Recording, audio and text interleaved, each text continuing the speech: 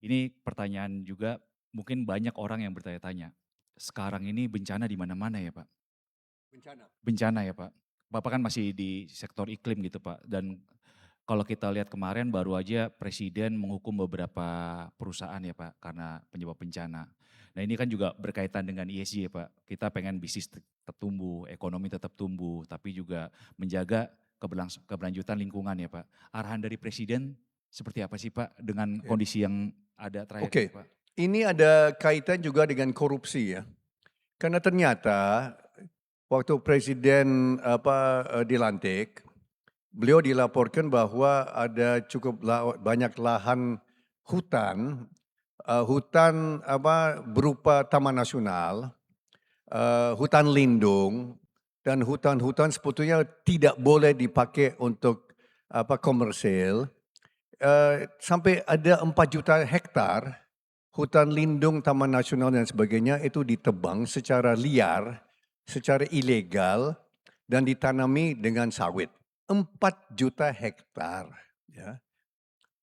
Dan waktu itu Pak Presiden mengambil keputusan untuk menindak berdasarkan rekomendasi dari Jaksa Agung, dari Kapolri dan lain-lain. Dan waktu itu tindakan tegas, saya dengar sampai akhir Desember kemarin, seluruhnya 4 juta hektar sudah kuasai negara. Ya. Nah ini akibat tentu karena ini ilegal, tapi ini dampak terhadap lingkungan hidup itu apa? Kan hutan lindung, taman nasional itu kan tumpang sari, Ya. biodiverse, ya. Ditebang 4 juta hektar kita kehilangan aneka ragam hayati. Ya kita hilang tempat-tempat yang sebetulnya sangat-sangat vital untuk menjaga dan melestarikan lingkungan hidup kita. Ya. 4 juta hektar saya dengar diduduki 200 lebih perusahaan liar. Perusahaan liar ini sebagian banyak tidak punya NPWP, bahkan sebagian juga tidak punya rekening bank di Indonesia. Rekening bank mereka ada di Singapura dan Hong Kong, ya. Jadi Nah udah ini, ngambil duitnya lari keluar gitu Pak? ya mereka tidak bayar pajak, selama saya dengar sampai ada yang sampai 15 tahun, 15 tahun tidak bayar pajak, tidak bayar retribusi, tidak bayar galian, tidak bayar macam-macam, ya. Itu satu. Kedua, nah itu sudah ada tindakan Pak. Kemarin berapa bulan yang lalu sudah mulai tindakan terhadap tambang ilegal. Banyak tambang ilegal ini juga terdapat di dalam hutan-hutan itu, ya. Hutan lindung, taman nasional, termasuk Raja Ampat. Ada empat tambang secara sebetulnya melanggar aturan yang saya dengar, tapi sudah ada tindakan dan ada ratusan tambang lainnya, ya. Dan ini masing-masing di backing, kan ada istilah backing, sudah tahu ya? Di-backing-i, saya baru tahu ada istilah di-backing-i. Di-backup, enggak sekarang backing-i Pak, dulu backup, sekarang backing-i. Ini ada khas Indonesia ini backing-i. Di-backing-i siapa? Ternyata di-backing-i orang-orang kuat.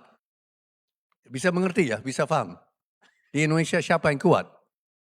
Ya, so ini ada kaitan juga Pak. Nah banyak yang tindakan ilegal ini mengakibatkan bencana alam Pak. Rakyat jadi korban ya Pak? Rakyat ratusan jadi korban, ya. So ini ada konsekuensi pidana, ya. Ini ada konsekuensi pidana bagi pelaku-pelakunya. Ini karena ada rakyat yang meninggal. Berarti apa? Berarti menewaskan kan? Iya betul. Menewaskan, murder. Ini dia bisa dianggap kalau di Amerika mungkin second degree murder atau third degree kan indirect. Tapi ini ada banyak besar. Tapi kan ini menunjukkan keseriusan, ya. Itu Pak, untuk menjawab harus ditindak dan ada tindakan Ya. cukup tegas Pak. Jadi Sangat sangat tegas. ya, tadi udah bahas soal iklim. Pak Hasim tapi belum bahas soal energi. Energi Pak. Perkembangannya gimana nih Pak, investasi energi? Bapak kan kalau di tahun lalu ya Pak bilang kita mau ngembangin banyak proyek-proyek EBT ya Pak, energi baru terbarukan renewable energy termasuk nuklir Pak. Mungkin ada update terkini Pak untuk perkembangan sektor energi ini Pak? Oke, so saya kira ini memang kelanjutan dari apa yang saya ucapkan tahun lalu, ya, yang saya ucapkan tahun lalu itu memang akan dilanjutkan oleh pemerintah, akan laksanakan.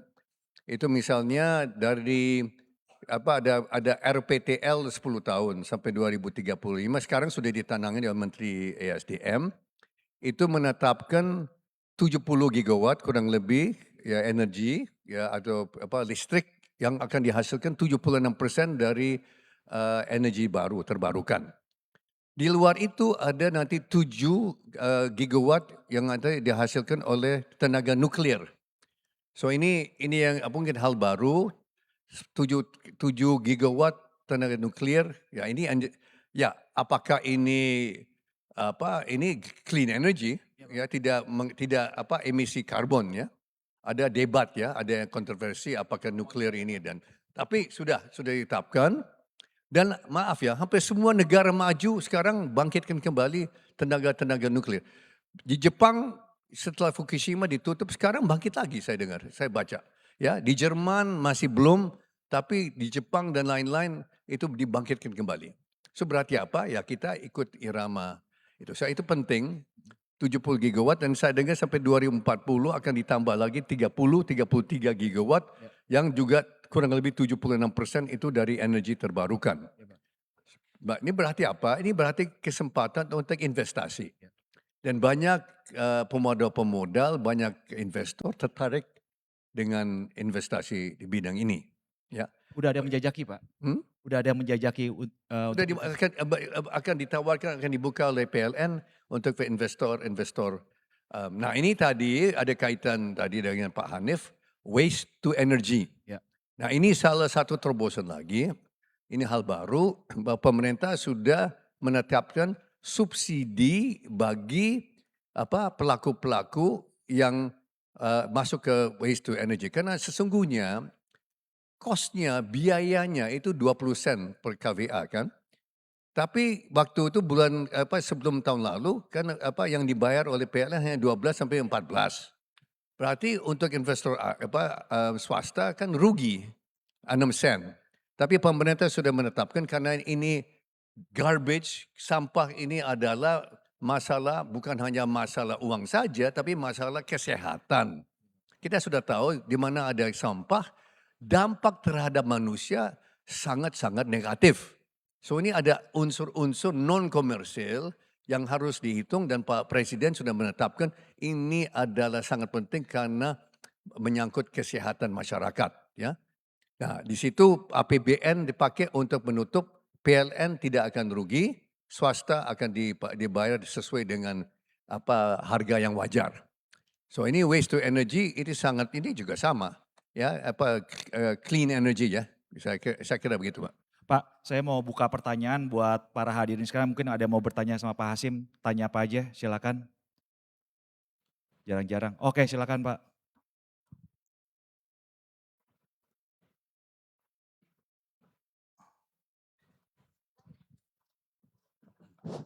Terima kasih Pak atas paparan Bapak cukup menarik ini. Eh, yang kami ingin sampaikan ini baru belakangan ini 28 perusahaan dicabut izinnya kan Pak ya, begitu ya. Yang terkait dengan bencana alam ini. Ini yang saya coba ikuti apa namanya di berbagai media juga berbagai penelitian itu. Ini apa namanya dampak apa peran daripada bencana alam apa hujan berlebih ini belum terbuka dengan tuntas begitu. Jadi seolah-olah dalam hal ini ke 28 perusahaan itulah yang punya peran. Nampaknya begitu ya. Yang ditangkap oleh masyarakat. Nah, kalau kita melihat kembali yang di belakang ini yang baru saja terjadi di Burangrang. Itu kalau kita lihat perhatikan ada peta apa namanya dari Google Map itu yang longsor itu tidak ada kegiatan pembukaan hutan di sana oleh kegiatan pertanian itu tidak ada. Justru dia longsor ke bawah dan mengenai ke perkampungan di bawah serta perkebunan di bawah. Nah, kembali ke yang ke ini, ke 28 perusahaan itu, yang kami lihat ini, masalah kepastian berusaha yang ke depan ini yang perlu kita harus kita jaga. Pertumbuhan ekonomi 8% ini memerlukan investasi yang tadi disebutkan 161 miliar US dollar per tahun. Nah, ini bukan suatu angka yang kecil. Nah, ini tentunya investor ini harus diundang datang, harus ada kepastian mereka berusaha itu, Pak.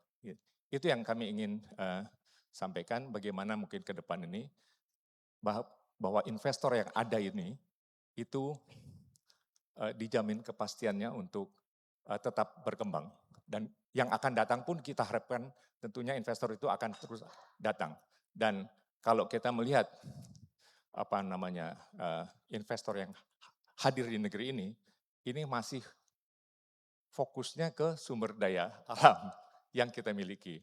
Dan kita tidak pungkiri seperti Korea, Jepang, mereka begitu maju karena sumber daya alam antara lain yang ada dari kita. Yang kita sekarang coba kita optimalkan untuk kita manfaatkan. Ya, nah ini bagaimana semua kekayaan yang kita miliki ini bisa kita manfaatkan untuk kita sendiri. Makasih, tapi Pak. Investasinya tetap bisa berkembang. Terima kasih. Makasih, Pak. Ya, saya kira pertanyaan bagus sekali.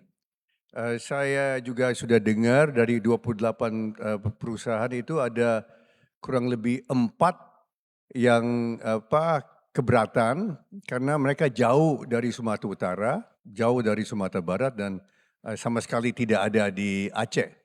So ada 4 perusahaan pemiliknya sampaikan ke pemerintah, juga sampai ke presiden, itu minta ditinjau kembali karena mereka sama sekali tidak terkait. So saya kira presiden sudah katakan beberapa kali termasuk ke saya, dia tidak mau nanti miscarriage of justice. So kalau perusahaan-perusahaan itu memang keberatan, itu saya kira segera diajukan ya keberatannya ya. So saya kira itu tepat sekali. Tapi begini Pak, ini ada contoh-contoh nyata di mana ini kayu gelondongan Pak ya. Kayu gelondongan itu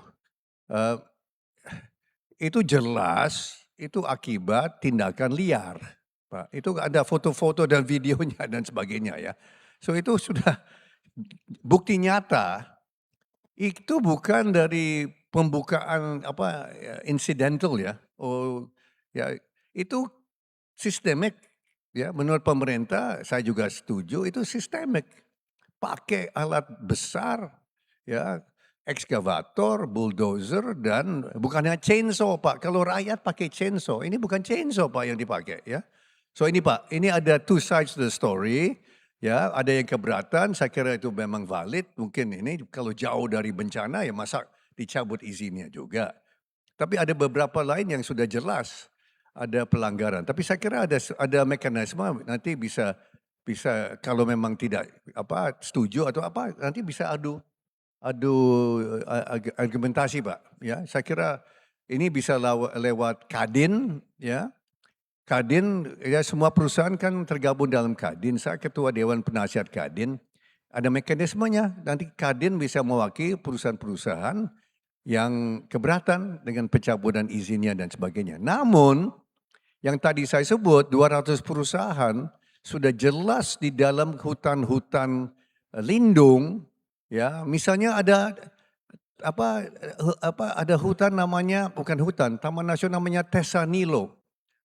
Tesanilo Pak, itu di Riau, dulu 9.000 hektar.